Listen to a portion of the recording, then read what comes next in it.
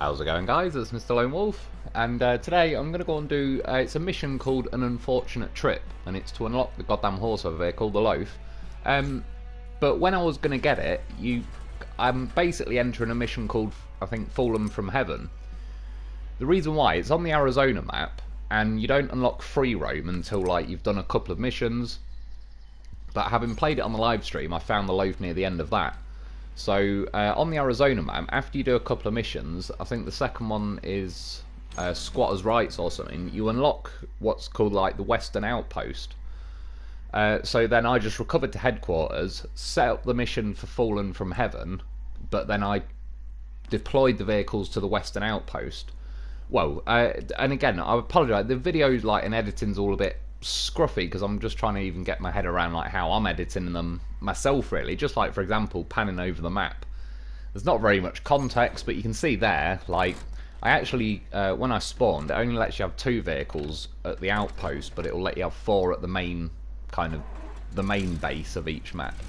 So my Don 71 spawned at the main base, so I just had to transfer it over to these ones. Yeah, again, with the map, like, I've barely uncovered it, but if you go to the Western Outpost, and you've only really got to drive in front of you just a little bit, and there's a yellow square on the ground that says An Unfortunate Trip. So you can see now I've got the Step 310.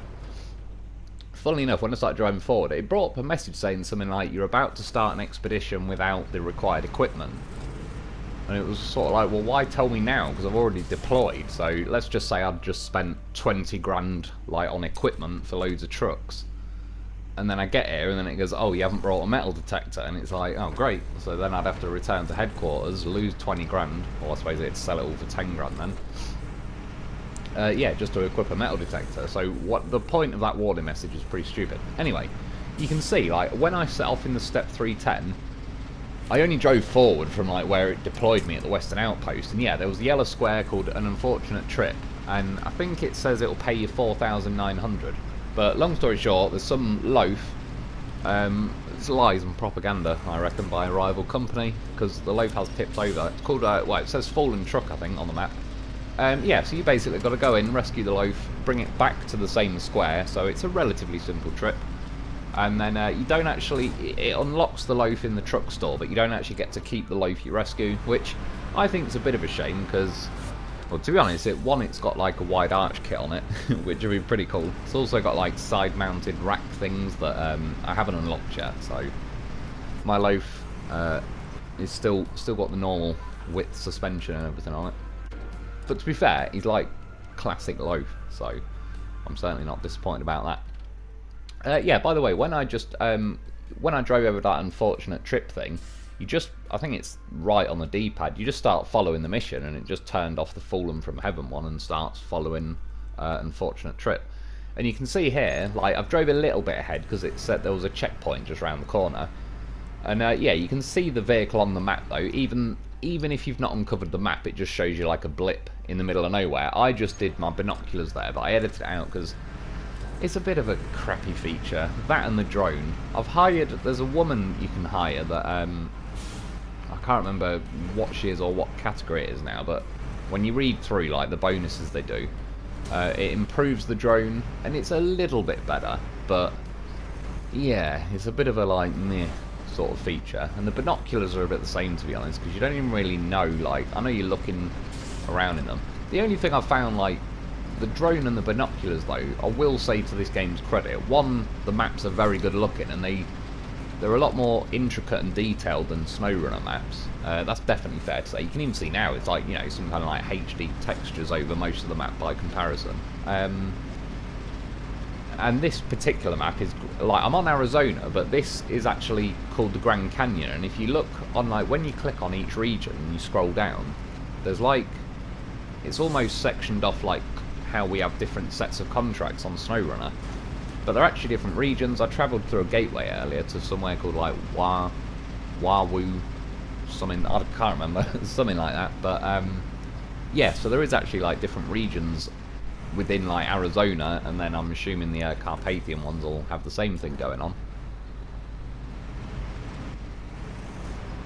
And right now I'm kind of jumping up this little ledge a bit. I could have actually just drove, you see to the right of me now, like down that slope really, and then gone round to the left.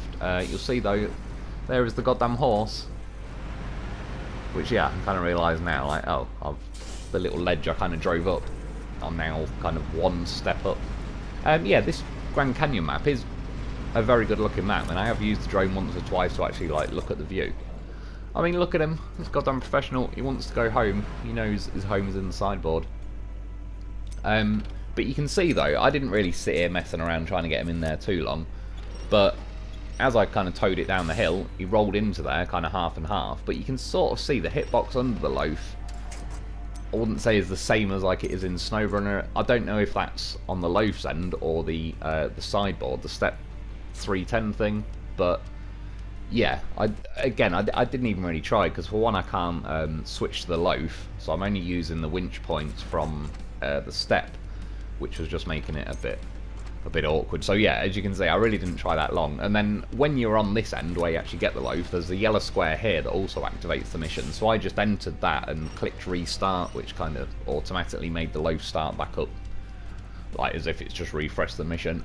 To be honest, I did it just testing what restarting the mission, like I assumed it would do that, but I just wanted to see for my own curiosity, since, you know, it was only going to move it back like another 10 foot or whatever within a winch distance. So that's the route. I mean, I'm doubling back on myself and essentially going back to as near as makes no difference. I don't know why I brought that yellow circle up.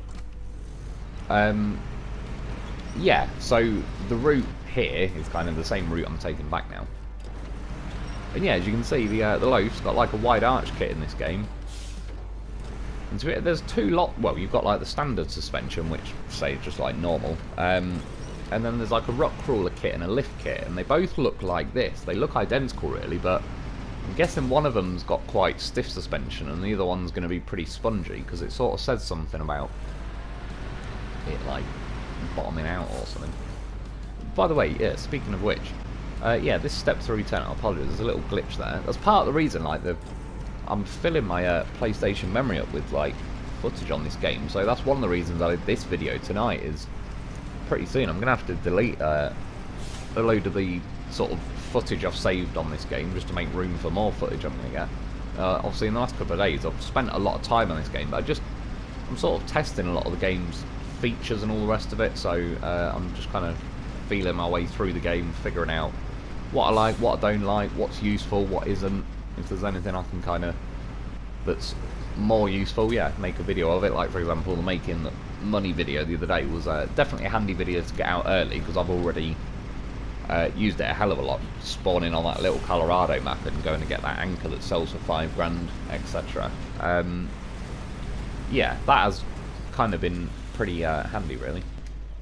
And then yeah, I'll probably make a proper video on it at some point soon, or I'll demonstrate it one way or another. You can actually make a little bit more money when you do a run on that little Colorado map and you get the anchors and everything.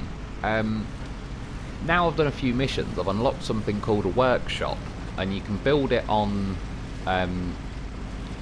when you're at like your base and everything where you deploy, there's like blue squares on the map that, for those of you that play this, you should know what I mean, and it'll offer you to build like a base module or something, and then yeah, you can build a workshop. I've also unlocked a warehouse now and extra parking, which seems a bit excessive at the minute.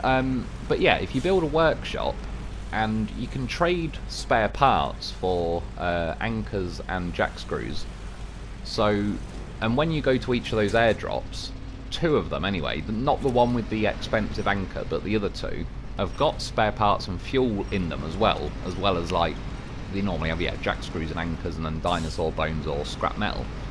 Scrap metal you can trade in. That's if you cash that in at a workshop, it'll give you, I think it's 50 spare parts per piece of scrap metal. And then you can also cash like your own vehicle's spare parts in, and then yeah, get the ones from the airdrops, etc. And with them, yeah, you build jack screws and anchors, and then again you can sell them, you just get a bit more money, but to be honest it's a little bit long-winded and it's not really worth it. It's probably quicker just to return to headquarters, redeploy again and get another $5 grand anchor or whatever. But I've tried it, that's what I mean. I've been playing this game a lot in the last couple of days, yeah, just trying to like test all the different features and see what's good and what isn't and all the rest of it, and then obviously trying to uncover bits, more of the map, get kind of more significant things done. I'd kind of run out of time tonight, but I didn't attempt the mission properly in the end because I just thought I'll try and rush it if I finish it tonight. But I found, I can't remember what the car's called, but it's the one that looks like an armoured car really, and the mission's called something like geoseismic surveillance or whatever. The vehicle's rolled and you got to get to it. It was actually like a little pretty tricky drive to get to it. It's funny, this game, it's like, I'm going to do a sort of review video of the game in general and sort of say what I think about it and that. I've just obviously like trying to been playing and getting a bit more into the game, as in like deeper into the sort of menus and the maps and all the rest of it before I make a call. I can say kind of in a nutshell at the minute, it's like the user interface, the way it's all like mapped out and everything, as in like the way the controls work, it seemed a step back from SnowRunner, I can definitely say that much. And there's a lot of things that are kind of a pain in the arse with this game, but then there is something about, like, the good things about it are the maps. The map is really nice, like, and I've only really been on this one mainly. This is one called the Grand Canyon.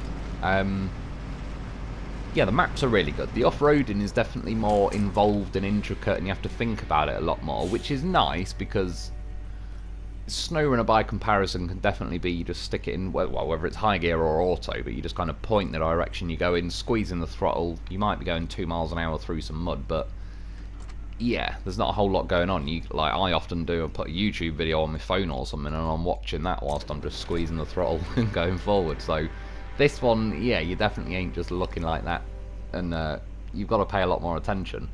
The fact that you can like lower yourself on winches, that mechanic is brilliant. Like, they definitely need to get that in SnowRunner as soon as possible.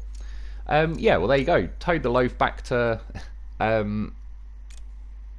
yeah, that like, oh, well, where you got to drop it off, literally just down the road from like the Western Outpost. Well, I say down the road, you're probably talking like 5 or 10 truck lengths.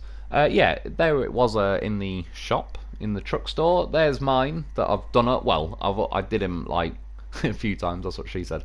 Yeah, I've changed his alloys back. I finally unlocked a snorkel for him. Got a little repair kit on the. Well, I put service spare parts, whatever they are, on the back, but then I've swapped them for fuel because he's pretty Johnny Rockard Loaf. He can handle a few tumbles down some cliffs.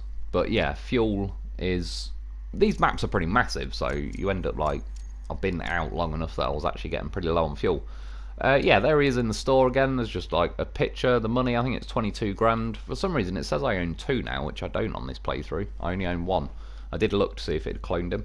Yeah, there's a description there just saying the military use it in emergency vehicles, and he's still used because he's a durable beast, which I agree, he's a goddamn professional. But yeah, that's about it for today though. That is how you get yourself a loaf. Yeah, I hope that helps. Thanks for watching. Get yourself a loaf and I'll be back soon.